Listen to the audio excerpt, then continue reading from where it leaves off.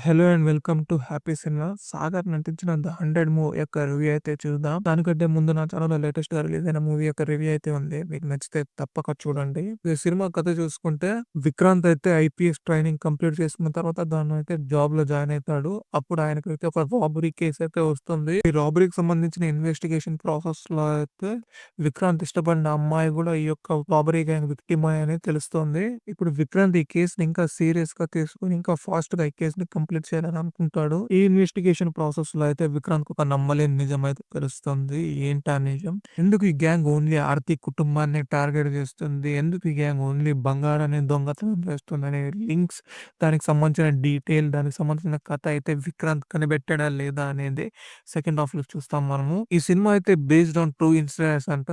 డైరెక్టర్‌తో ఇంటర్వ్యూలో చెప్పాడు. ఈ సినిమా వచ్చేసి దాదాపు ఇన్వెస్టిగేషన్ థ్రిల్లర్ మోడ్‌గానే రన్ అవుతా ఉంటుంది. సినిమాలో పాజిటివ్ చూసుకుంటే ఏ యొక్క ఇన్వెస్టిగేషన్ థ్రిల్లర్ మూవీ అయినా మనం చూసుకుంటే ఒక క్రైమ్ జరుగుతుంది. ఆ క్రైమ్‌ని పోలీస్ కనిపెట్టాడా లేదా అనేది మెయిన్ బేస్ ఉంటుంది. అదే ప్లాట్ ఉంటుంది. ఈ సినిమాలో కూడా అదే ప్రాసెస్ జరుగుతుంది. కానీ ఈ సినిమాలో ఇంటర్వల్ టైమ్‌లో రివీల్ అయ్యే ట్విస్ట్ కానీ, దానికి సంబంధించిన డీటెయిల్ గాని, ఆ క్రైమ్ ఎందుకు జరుగుతుంది, ఆ మర్డర్స్ ఎందుకు జరుగుతున్నాయి, దానికి సంబంధించిన కథ గాని భలే ఉంటుంది. చాలా సూపర్‌గా ఉంటుంది. నాకైతే భలే నచ్చింది. దానికి సంబంధించిన డీటెయిల్ అయితే. మీరు కూడా చూడండి. ఖచ్చితంగా మీరు కూడా థ్రిల్ అయితే ఫీల్ అవుతారు. దాంతో పాటు సర్ప్రైజ్ కూడా అయితారు ఆ సీన్‌కి. దాంతో పాటు ఈ సినిమా స్టార్టింగ్‌లోనే ఒక అమ్మాయి అయితే సూసైడ్ చేసుకొని చనిపోతుంది. ఆ అమ్మాయి ఎవరు?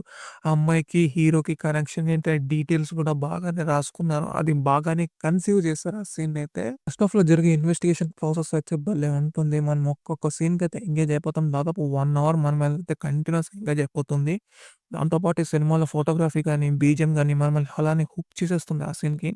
భలే కొట్టారు. మ్యూజిక్ గాని, సినిమాటోగ్రఫీ వీళ్ళిద్దరైతే భలే వర్క్ అయితే చేసి చాలా బ్రిలియంట్ వర్క్ అయితే చేశారు. ఈ సినిమాలో ఉండే కథ అయితే చాలా మంచి కథ.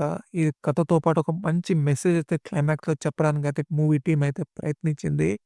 దాంతో పాటు ఈ సినిమాలో పర్ఫార్మెన్స్ వైస్ చూసుకుంటే 'ఆర్‌కే సాగర్' చాలా ఎక్సలెంట్‌గా నటించాడు. యాక్చువల్లీ ఒక రియల్ పోలీస్ ఎలా ఉంటాడో ఆయన్ని చూస్తే అదే ఫీల్ అవుతుంది. అదే యాటిట్యూడ్ గాని, అదే లుక్స్ గాని, అదే ఫిజిక్ గాని పర్ఫెక్ట్‌గా సూట్ అయ్యాడు ఒక నిజమైన ఐపీఎస్ ఆఫీసర్‌కి. దాంతో పాటు హీరోయిన్ కూడా బాగానే చేసింది. హీరోయిన్‌గా చేసిన 'ఈషా నారంగా' కూడా తన రోల్ మేరకు తను బాగానే పర్ఫార్మ్ చేసింది. దాంతో పాటు 'విష్ణుప్రియ' గాని, 'ధన్య బాలకృష్ణ' గాని వాళ్ళ రోల్ అయితే వాళ్ళు ఎక్సలెంట్‌గా పర్ఫార్మ్ చేశారు. 'ధన్య బాలకృష్ణ' రోల్ అయితే బాగానే అనిపించింది నాకు ఈ సినిమాలో అయితే. నెగెటివ్ మాట్లాడుకుంటే ఈ సినిమాలో మంచి కథ అయితే ఉంది గానీ దాన్ని స్క్రీన్ ప్లేగా కన్వర్ట్ చేయడంలో డైరెక్టర్ అయితే ఫెయిల్ అయ్యాడు అనుకుంటా. ఎందుకంటే ఆ ఒక్క స్టోరీని ప్రాపర్ ఎగ్జిక్యూట్ చేయలేకపోయాడు. ఎందుకంటే చాలా బోర్‌గా, చాలా డల్‌గా సెకండ్ హాఫ్ అయితే స్టార్ట్ అవుతుంది. ఓవరాల్‌గా ఫస్ట్ హాఫ్ అయితే ఆ ఇన్వెస్టిగేషన్ మూడు, ఆ థ్రిల్లర్ మోడ్, ఆ రాబరీకి సంబంధించిన సీన్, స్టార్టింగ్‌లో ఒక సూసైడ్ ఇదంతా బాగానే డిజైన్ చేసుకున్నాడు. కానీ సెకండ్ హాఫ్ అయితే చాలా ఎమోషనల్‌గా స్టార్ట్ అయిపోతుంది.